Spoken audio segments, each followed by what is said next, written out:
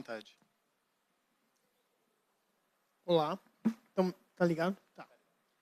Então, boa tarde. Boa tarde a todos, todas as pessoas aqui. Cumprimento.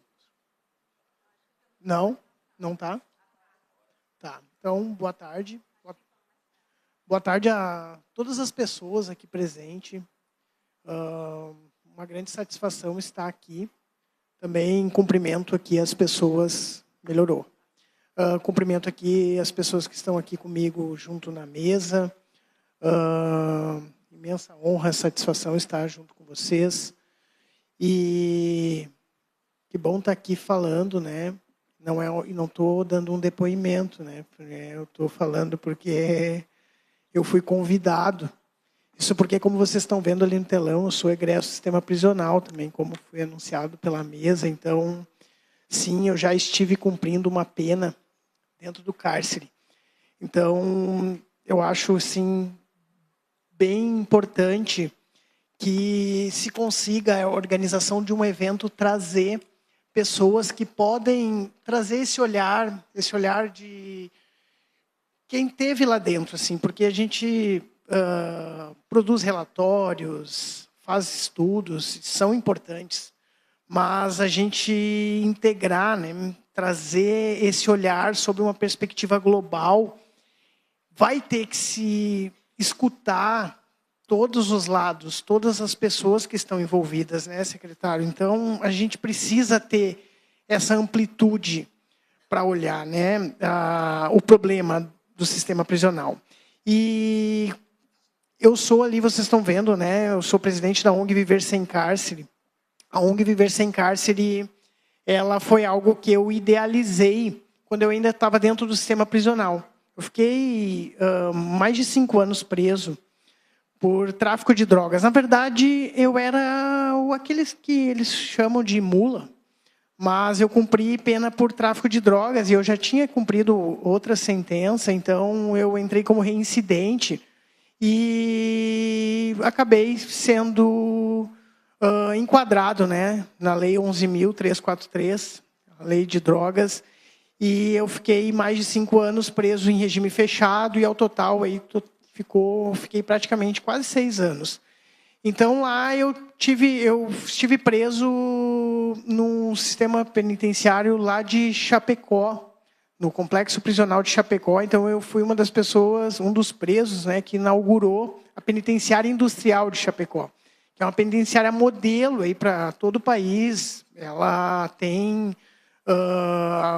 agora, claro, não segui me atualizando sobre como é que está lá, mas ela tinha não tinha o problema de superlotação, que é um problema, né, em todo o sistema prisional do Brasil, e especialmente aqui no Rio Grande do Sul também esse problema é bem grave, né, apesar dos esforços aí das autoridades, a gente sabe que é um problema bem grave. Estão aqui diversos representantes da Polícia Penal, da SUSEP, sabem do que eu estou falando, né?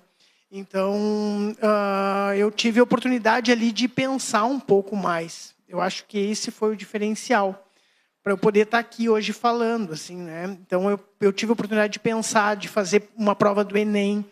Então, onde eu fui aprovado no Enem, em 2016, eu fiquei entre 1% da população mais bem colocada, né? E o Enem, ele é global, é para todas as pessoas, privadas de liberdade ou não. Então, eu acabei me tornando estudante de Direito. Hoje eu sou estudante de Direito na Unicinos, no campus de São Leopoldo. Então, sou, né, contemplado com uma bolsa do ProUni. E isso é um pouco de mim, assim, né? Eu tenho 38 anos atualmente, mas eu não vim aqui para ficar falando de mim, né? Então, eu vou pedir que passe os slides. Quem é que está com o passador? Se alguém puder passar para mim, que eu não vou ter mão para isso. O Brasil, ele tem, então, né, hoje aí a terceira maior população carcerária do mundo. São dados que vocês acham facilmente aí no Google, né? Mais de 663 mil pessoas presas, cumprindo pena em uma instituição prisional, né? Fechado e semiaberto. E aí eu trago esse olhar sobre o problema, né? Porque eu não vim aqui para romantizar as coisas. Eu vim aqui, na verdade, para a gente dialogar sobre os desafios, porque eles são grandes, senão a gente não precisava estar aqui. Então, a gente vai falar sobre os desafios. São mais de 70 facções criminosas ativas em todo o país, Poliana, né? Então, a gente sabe que esse problema das facções criminosas, ele é grave, ele é grande. E aqui no Rio Grande do Sul, a coisa não vai muito melhor do que o nosso país, nos dados gerais. Nós temos 15, se estima, né? Talvez aí os especialistas que estudam, de fato, o assunto, podem ter mais dados, mas se estima que tem 15 grupos atuando, né? E a gente tem aí, segundo estimativas, 31% da população carcerária vinculada a facções criminosas. 53% na região metropolitana, onde os casos são mais, a incidência das organizações criminosas é maior, né? Então, passa um pouquinho para mim aqui, por favor. E como aqui, dialogando com o que a Poliana já falou, né, mais de 70% das pessoas presas no Brasil, elas são negras, né? E a gente tem aí, por isso que eu fiz essa pequena introdução falando também sobre o crime que me levou a cumprir pena, é essa chamada guerra às drogas, né? Essa guerra às drogas, as drogas, na verdade, elas é uma guerra aos pobres disfarçadas. Ela é a evolução daqueles dados ali que a Poliana puxou sobre leis penais que são, na verdade, arcaicas. Porque a gente não consegue diferenciar. Hoje existem alguns movimentos, inclusive jurisprudência no STF, tentando delimitar qual é a quantidade de droga que considera a pessoa traficante ou não. Mas a lei não fala nada sobre isso, ela não define nada, não existe diferença entre o artigo 33 e o 28. O 33, para quem não sabe, né, define o traficante, e o 28 define o usuário. Não existe diferença, é a mesma coisa. É a mesma coisa. O que define, então? A gente já sabe, né? Esse critério ele é definido por algo subjetivo, e esse algo subjetivo realmente existe aquilo que a gente chama, né, do recorte. O recorte racial. Então, é por isso que esses dados que a Poliana traz, eles, de certa forma, não me surpreendem nada, porque é assim que funciona, né? Dentro, a cor da prisão, a gente sabe qual é.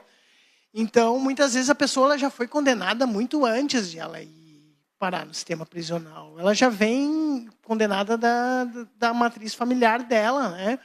Então, é muito diferente a forma como se enfrenta isso. E a gente precisa olhar para isso, senão não existe mudança no sistema prisional, se a gente não olhar para a forma como se ingressa para dentro do sistema prisional. Né? Passa para mim, por favor.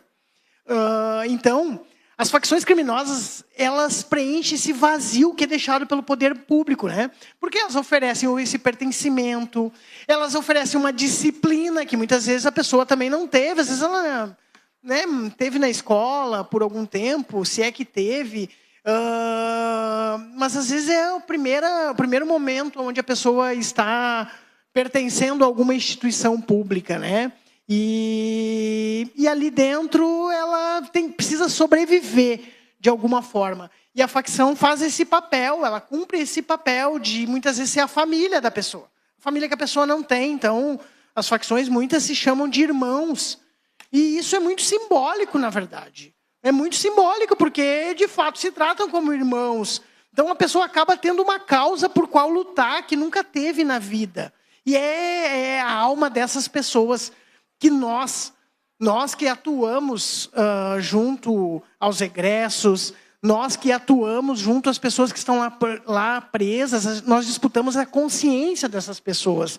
Porque muitas vezes ali o que ela vai encontrar no Estado, através do Estado, é somente repressão. E a gente precisa, a repressão ao crime ela é importante. Eu não estou aqui, né? Eu não sou um abolicionista penal.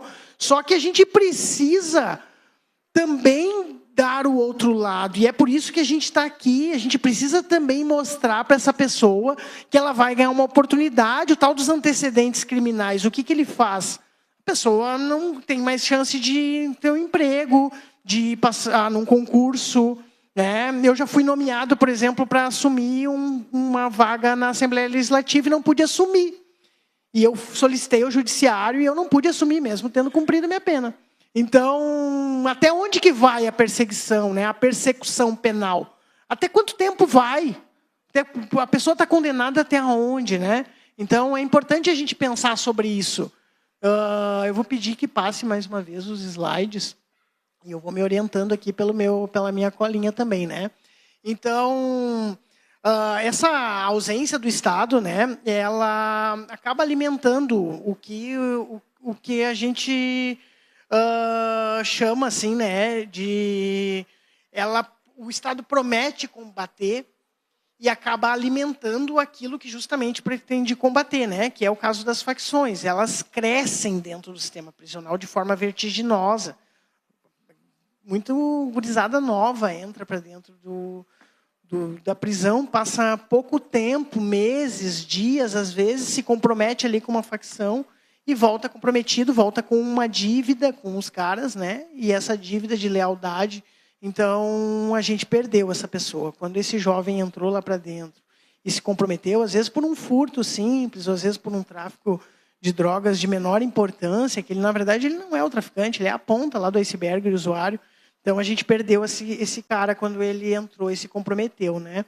E então, assim, eu vou pedir que passe também, mais uma vez.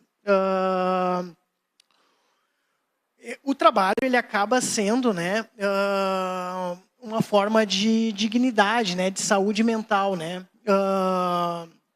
Eu ainda tinha feito um recorte aqui de mais uns dados, mas estão me mostrando uma placa ali dos minutos correndo, então eu também não vou me ater a muitos dados aqui, né? Mas a gente sabe que no Brasil somente 24% das pessoas presas trabalham, e no Rio Grande do Sul a média é um pouquinho maior, ou seja, a gente está sim avançando, né? Eu também não vou ser aqui só o crítico, a gente está avançando, mas ainda há muito a se fazer, né? E aí, então, ali, vocês estão vendo aqui, né? A gente está falando um pouquinho sobre espiritualidade, né? Uma mudança através da reflexão. Então, eu trago aqui algumas experiências, né? Eu não trouxe aqui um grande recorte de slides, mas depois eu vou deixar os meus contatos aqui para quem quiser procurar e entender um pouco mais sobre o que eu estou falando. Eu trago aqui algumas questões, por exemplo, algumas experiências como a ONG Acuda, que atuou aí por mais de 20 anos no estado de Rondônia, né? E ela realizou um trabalho pioneiro, né, com práticas de autoconhecimento, espiritualidade, terapias integrativas. Eu aproveito aqui a oportunidade, né, do nosso secretário, inclusive, para a gente trazer esse diálogo, né, para dentro esse diálogo para dentro do Estado, né, para que a gente possa abrir mais as portas para iniciativas como essa, né, de terapias integrativas. E eles introduziram meditação, yoga, musicoterapia e até mesmo o uso das medicinas da floresta, né, ayahuasca, rapé, que são movimentos espirituais, não propriamente religiosos, e eu não sou contra a religião, as religiões fazem um trabalho magnífico, mas são movimentos que acontecem assim, que fazem a pessoa entrar em reflexão, profunda reflexão, que foi também um pouco do que aconteceu comigo, né? E eu acredito que isso fez eu refletir, repensar os rumos que eu estava tomando na minha vida, porque a partir do momento que a pessoa reflete, ela pensa, ela é colocado o contraponto para ela sobre a questão da família dela, né? Muitas vezes deixou filhos. E aí a gente quando eu faço os meus trabalhos, hoje totalmente voluntários em alguns lugares, né? Eu faço um trabalho voluntário também lá no Instituto Penal de São Leopoldo. Lá está se fazendo um trabalho gigante pelo meu, eu vou considerar assim um parceiro, na verdade, que é o Diego Linhares, lá o diretor. Ele está fazendo um trabalho fenomenal, ele e toda a equipe dele, que é eles têm lá, se eu não me engano, 90% das pessoas que estão lá estão trabalhando. Então, estão abrindo portas para as ONG trabalhar, para realmente integrar, né? Então, é um trabalho que vão acontecendo, que o nosso Estado está proporcionando. Então, é aos poucos, né? Claro, a gente sabe, estamos avançando. Há muito que se avançar, mas estamos avançando. Eu acredito nisso, né? Então, e aí a gente, até eu tirei aqui, eu não trouxe nos slides, né? Para não ficar algo muito extenso, mas que um dos presos, depois de fazer um desses trabalhos, né? Ele citou que ele conseguia enxergar o mal que existia, né, dentro dele mesmo. Assim, foi um depoimento que ele tem, isso está disponível na internet, que vocês podem acessar, né, e a partir disso ele começou a se tornar ele mesmo, né, segundo as palavras dele, mais humano, né. Então, sobre isso que a gente está falando, né, porque, como diz ali a frase do Chico Xavier, Embora ninguém possa voltar atrás e fazer um novo começo, qualquer um pode recomeçar agora e fazer um novo fim. Então, eu acho muito importante, assim, essa literatura me ajudou muito, sabe? Eu ter acesso a livros. Eu fui o fundador, foi através de uma petição que eu fiz a próprio punho, manuscrita, que se fundou a biblioteca lá da Penitenciária Industrial de Chapecó. Eu tenho muito orgulho disso. E também foi através de um pedido que eu fiz a uma editora espírita, que se doou mais de 1000 livros e começou o programa de remissão por leitura lá, né? Então, foram algumas das coisas do meu legado ali, né? E eu já estou caminhando para o final, que pode passar. Então, né, eu também trouxe algumas questões do Pena Justa, mas eu não sou a pessoa mais indicada a falar desses dados. Assim, eu acho que aqui as pessoas estão bem inteiradas sobre isso. É também por causa do Pena Justa que a gente consegue ter ações com um grande movimento como esse aqui. Eu acredito que cada vez mais, né? Mas é muito importante a gente ter esse reconhecimento em nível de Estado, em nível de poder judiciário, né? Esse combate à superlotação, reinserção, à dignidade, né? Como política pública, como política de segurança. Porque a gente dá dignidade para a pessoa presa, ela não é benefício, a gente não está passando a mão por cima de quem cometeu um erro. A gente está, na verdade, integrando a sociedade como um todo, porque não tem como tu botar fora ninguém. Não existe lixo. Não, bota o cara no lixo, ele errou, não interessa o que ele fez. Ele vai, assim, né, essa frase que a gente até não gosta muito, ele vai ter que voltar. Claro, isso é óbvio, mas é um ser humano também, então existe uma lei. E essa lei precisa ser cumprida, existe uma Constituição que garante direitos a todas as pessoas.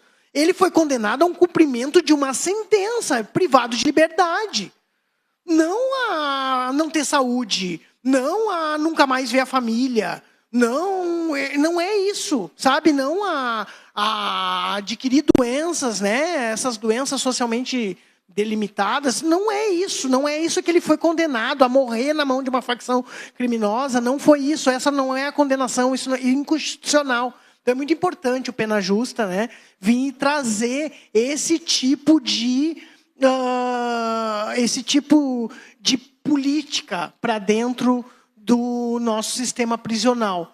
E eu vou pedir, então, para colocar o nosso último slide aqui, por gentileza.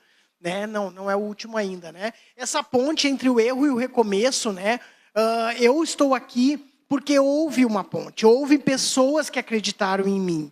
Houve pessoas, eu tive uma família que não me abandonou, que continuou me estendendo a mão, me visitando, né? A minha cidade original, eu sou lá de Canoas, e eu estava preso em Chapecó, são mais de 500 quilômetros de distância. A minha mãe continuou indo, não sempre.